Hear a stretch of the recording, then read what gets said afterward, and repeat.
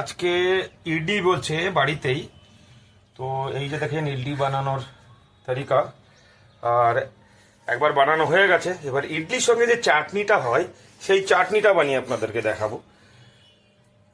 এখানে আছে রোস্টেড ছোলা আর রোস্টেড বাদাম আর লাল লঙ্কা, 2 টুকরো আদা, 3 টুকরো রসুন।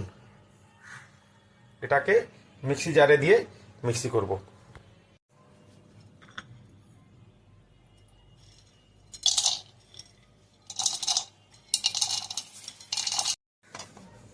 ধনের পাতাটাও দিয়ে দিলাম,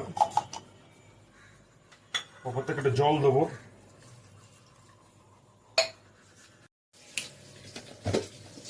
মিক্সি করে দেবো। মিক্সি হয়ে গেছে, একটা কাচের বলে ঢেলে নেব। লেবুর রস নিচড়ে দেবো আর স্বাদ অনুসার লবণ দেব, মিশিয়ে দেব।